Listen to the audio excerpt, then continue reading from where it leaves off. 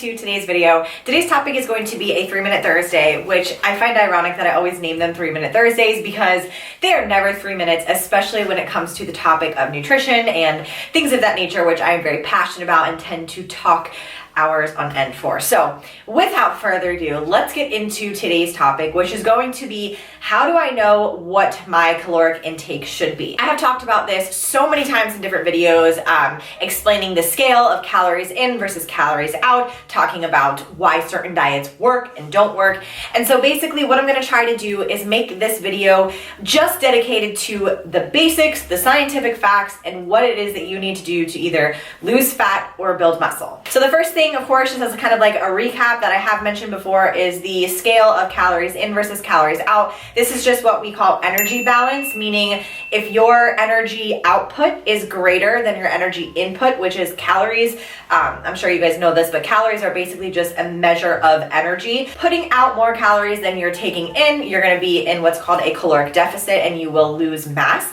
And conversely, if you are intaking more energy than you are outputting, then you are going to build mass. And of course, if your energy input is exactly the same, isometric eating, that means that you're going to be eating at maintenance level. So basically, there's one important thing that we use to calculate what we should set our calories at, and that is your TDEE, which is your total daily energy expenditure. There are a ton of calculators out there. I personally don't recommend a specific calculator, but there are a couple of components that will make up your total daily energy expenditure. The largest portion of that is your BMR, which is your basal metabolic rate. And this kind of accounts for about 60% of our entire calorie expenditure. Basically just means that the amount that your body takes to pretty much survive, like your organ function, your brain function. If you were just like a potato, like no movement, what I'm doing right now, and we'll talk about what that is, but just if you're pretty much a vegetable, your BMR is your basal metabolic rate, which is as much as it takes to keep your body alive. The next component to the TDEE is what's called NEAT,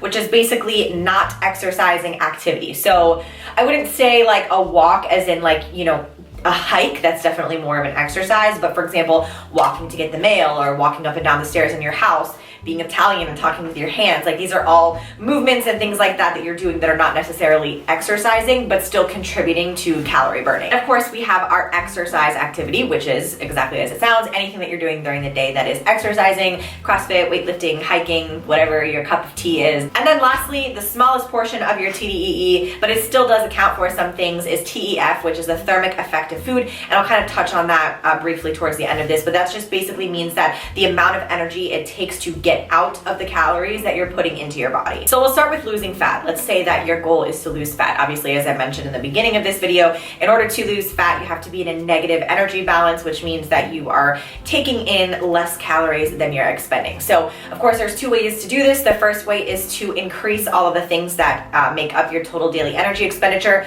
Except for your BMR, you can't really like change that too much, but you definitely can increase your NEAT. That's why I personally like Fitbit. I think that it's really a good way for people to get motivated to take more steps during the day. For example, when I'm dieting or trying to make sure that I'm keeping my energy level as high as possible, I always make sure to try to get like 10,000 to 15,000 steps per day, making sure I'm walking around my house a lot. It seems silly, but it does account for a small portion of what's added to your TDEE. And then of course, the other way is to reduce your caloric intake.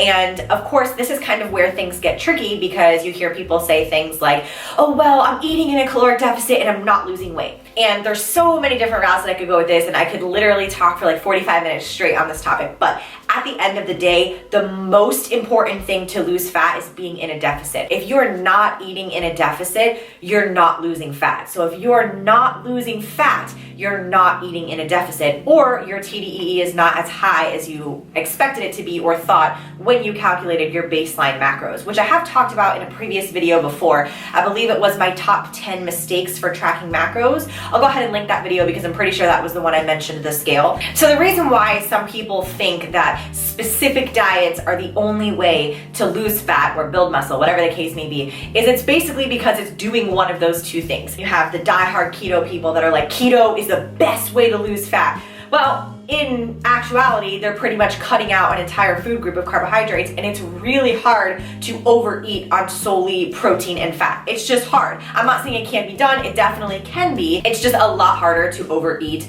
on solely protein and fat than it is with carbs. Carbs are really, really easy to overeat, and therefore people who are promoting keto like it's their day job, it's not necessarily that it's keto that's putting them in the best way to lose fat. It's just because it's putting them in a deficit, which is causing them to lose fat. Same thing with people that claim that eating clean is the best way to lose fat. Mostly when we're talking about eating clean, it's a lot of people, or paleo, that are eating really, really high protein and really high fiber, and both of those have actually a higher TEF than carbs and fats. I believe protein is about 30% higher than fat and carbs when it comes to the thermic effect of food. So by default, if you're eating in a more high protein, high fiber diet, it's not necessarily that you're losing more fat, it's that it takes more energy to get the calories out, or the energy out rather, than it does for fat and carbohydrates. So it just basically increases that TEF, which, like I stated before, that adds to your total daily energy expenditure. So here's where we get into how do we know where to set our calories at. So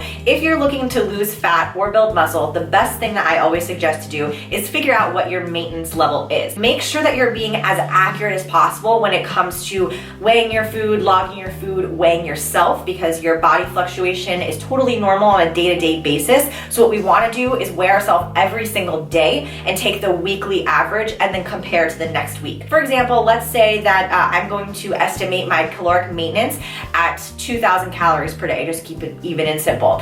If I am eating exactly 2,000 calories per day, to the protein, carb, and fat exact same amount for 3 weeks, I've weighed myself every single day, comparing the weekly averages, and there's not much change. Obviously, of course, like 0.2, 0.3 is fine. But for the most part, if you're not losing about half a pound to a pound per week, then it's safe to assume that you're at your maintenance level. What that means is we take that number, we know where our maintenance level is at, therefore you can subtract as much as you would like, whether that be through lowering your intake or increasing your energy expenditure for that day. So that might look like adding 100 calories of cardio per week and reducing 300 calories of food, putting you at a 400 calorie deficit per week. On the other hand, if you're looking to build muscle, same concept applies. We're gonna look for that baseline maintenance calorie level, and then we're gonna add from there. In this sense, instead of adding more cardio or adding more energy expenditure, it's gonna be the opposite. So for bulking or mass gaining, we're gonna wanna reduce your total daily energy expenditure, and by that it would mostly be through your exercise energy. So for example,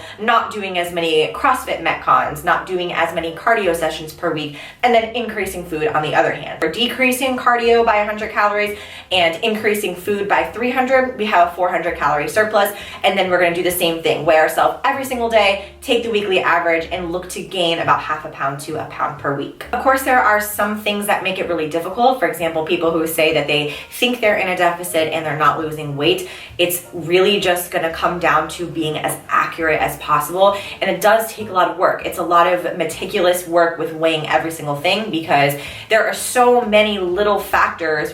Just something small like not wearing your coffee creamer out and adding an extra 50 calories to breakfast, 50 calories to lunch, 100 calories to dinner, you're looking at a 200 calorie difference. So let's say that you think that you're eating 2,000 calories a day, but you're not being as strict as possible, and you're actually taking in 2,250. That 250 calorie difference can make a huge, change to losing fat or building muscle, because you think you're eating here, but you're actually eating here. So now it's taking more caloric deficit to create that deficit. Does that make sense? So basically, at the end of the day, the best way to go about it is figure out your maintenance level first. I think it can be really difficult, especially for people who have never tracked macros before, to try to jump right into a caloric deficit because they've never done it before and they don't know what exactly they're eating. Best advice to you to figure out where to set your calories at, start with maintenance. Regardless of if you want to gain, lose, or maintain, it's best to figure out your maintenance and then go from there and figure out your macros, perhaps by a coach, and then see if you're losing or gaining. So I hope that you guys enjoyed this quick little 3-minute Thursday educational video. If you did, please give it a thumbs up. And if you would like to see more quick educational specific type videos, I would love to get your guys' recommendations or topic ideas, whatever. Leave them in the comment section below, and I'll see you guys in my next video.